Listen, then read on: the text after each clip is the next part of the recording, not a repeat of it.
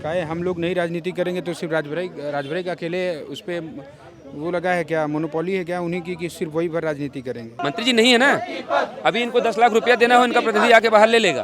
4 साल से इसी तरह सड़कों पर घसीटे जा रहे हैं, पुलिस की लाठियां खा रहे हैं। मंत्री जी न्याय तो दिलवा नहीं पा रहे हैं, तो आरोपी तो लगा सकते हैं ना। 69,000 शिक्षक भर्ती में आरक्षण में हुए नियमितताओं को लेकर ओबीसी SC ST छात्रों और लगातार पहले डिप्टी CM केशव प्रसाद मौर्य के आवास पर, फिर उसके बाद अनुप्रिया पटेल आशीष पटेल के आवास पर, उसके बाद भूपेंद्र चौधरी और आज जो निषाद पार्टी के अध्यक्ष और कैबिनेट मंत्री संजय निषाद की आवास के सामने प्रदर्शन कर रहे हैं और ये अपनी मांगों को लेकर लगातार सभी मंत्री के आवास के सामने जा रहे हैं। और ये जो है कि 9 सितंबर को सुप्रीम कोर्ट की भी डेट लगी, जिसके लिए ये लोग चाहते हैं कि उसके पहले हमारी मुख्यमंत्री जी से मुलाकात हो जाए, तो हम इनसे बात करने की कोशिश कर रहे हैं।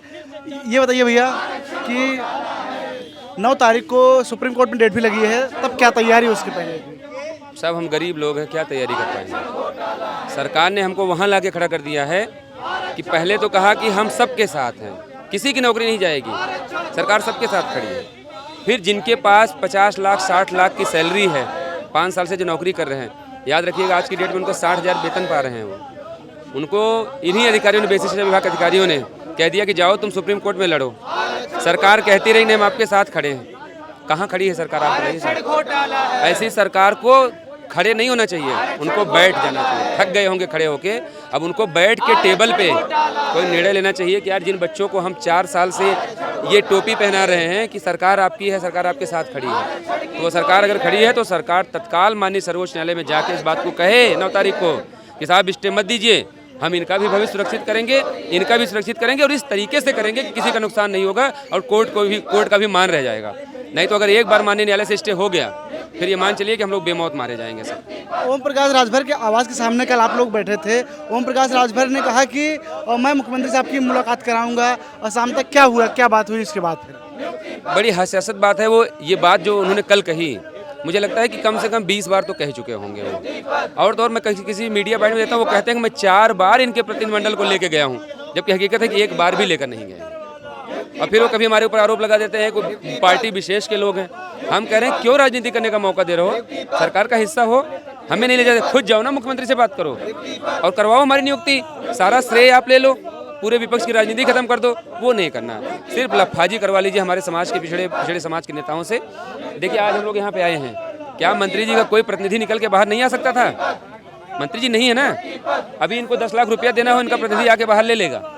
मंत्री जी को गिफ्ट मिला है और ये अपने बच्चों से मिलने का समय नहीं है। ये समाज सब देख रहा है, आज नहीं तो कल वो दिन आएगा जब इनके कर्मों की सजा मिलेगी। हम लोग आज खून के आंसू रोने को मजबूर है ना, एक दिन इनका भी आएगा, ये भी तरसेंगे इन चीज़ों के लिए।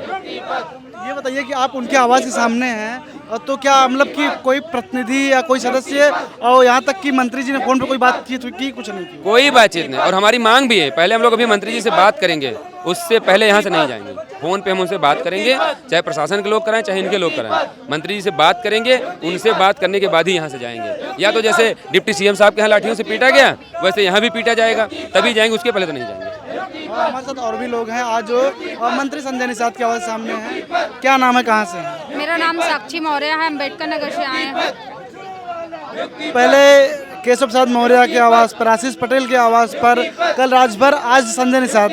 कब तक चलेगा ये लड़ाई? जो ये हमारे समाज के नेता जो ठेकेदार बनते हैं हमारे समाज के, अभी तो हम इनके दर पे जा रहे हैं कि जो आप दलित पिछड़ा होने के वो दिखाते हैं, हक दिखाते हैं, क्या सच में आप हमारे साथ हैं? अगर ये हमारे साथ न्याय चाहते हैं तो जितने दलित पिछड़े नेता हैं सब एक मंच पे आके एक मीटिंग करके हम लोग के साथ न्याय करें, हम लोग को विद्यालय पहुंचाएं और स्टे लगने से पहले हम लोग के साथ न्याय करें। मंत्री जी कहे कि हम मुख्यमंत्री से मुलाकात कराएंगे राजभर जी, क्या हुआ, क्या बताए? क्या ऐसे तो कोरा आश्वासन हमें 4 साल से मिलता आ रहा है, उस कोरा आश्वासन का क्या करें जब जो सच धरातल पे नहीं दिखाई दे।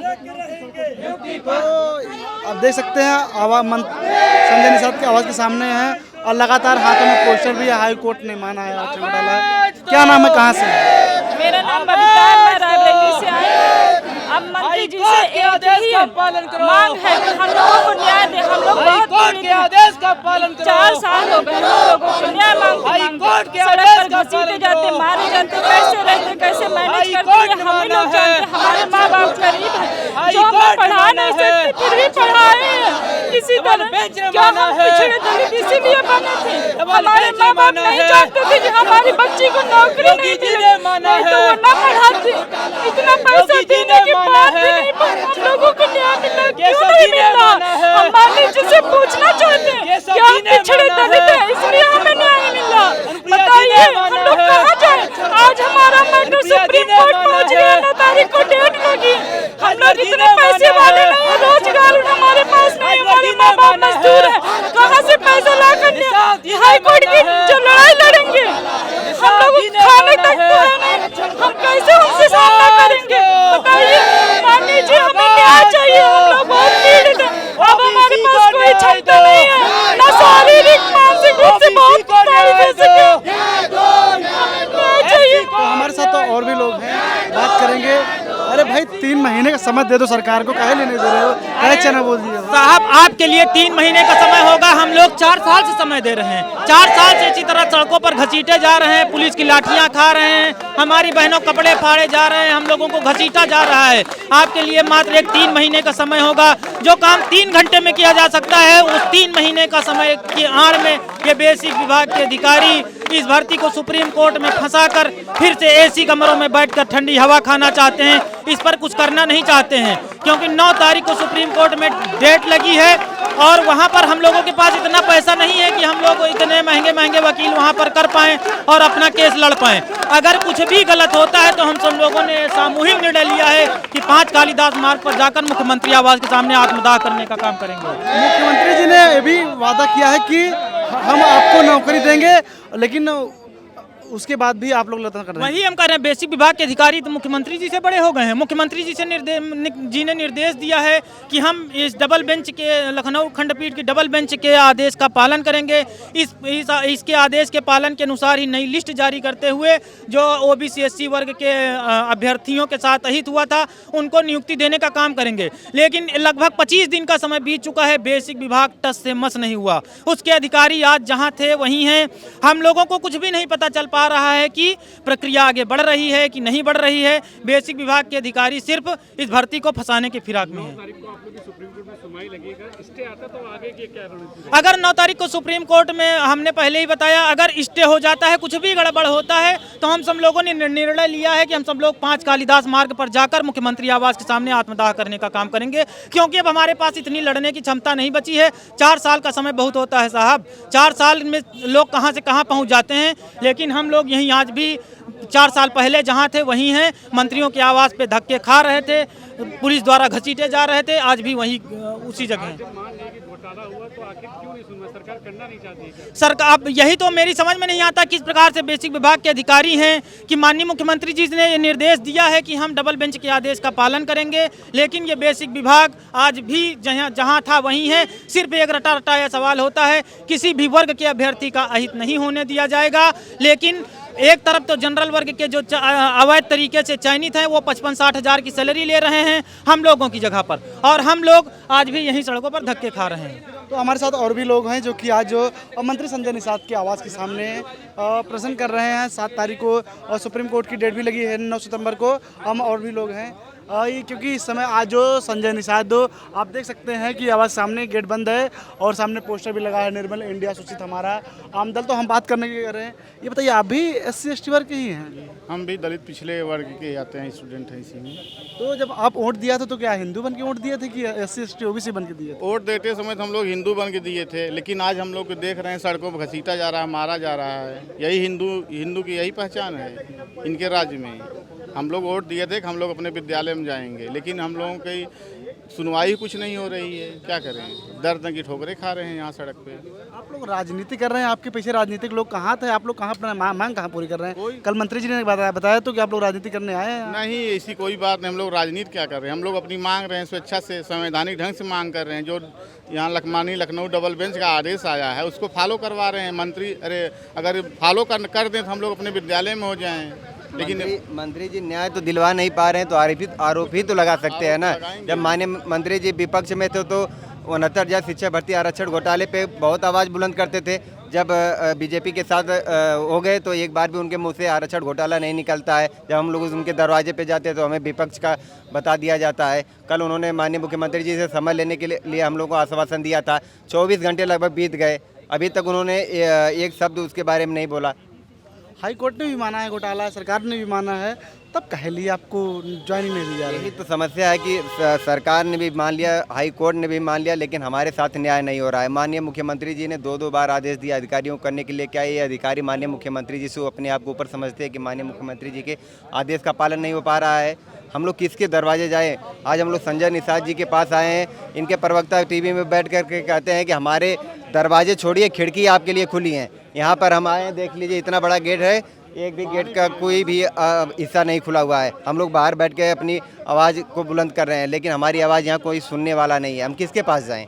क्या मंत्री के यहाँ पानी वानी पीने के लिए नहीं मिला? बात कुछ हम नहीं। लोग सुबह से यहाँ पे आकर के बैठे हैं, वो पानी पीने तक के लिए गेट नहीं खोल रहे हैं। हम लोग क्या करें? तो हमारे साथ तो और भी हैं, हम इनसे बात करने की कोशिश करेंगे। ये बताइए भैया, मंत्री जी की आवाज़ सामने बैठे हैं, ये तो वही ओबीसी SC के नेता हैं, पानी वानी पिलाए कि नहीं पिलाए? हम पानी पीने के लिए नहीं आए हैं, हम लोग अपने हक अधिकार के लिए आए हैं और इनसे बताने आए हैं कि आप जिस वर्ग के मंत्री हैं, जिनकी वोट लेकर के आप यहाँ राजा बने बैठे हैं, उन्हीं के बच्चे आपके घर के सामने बैठे हैं।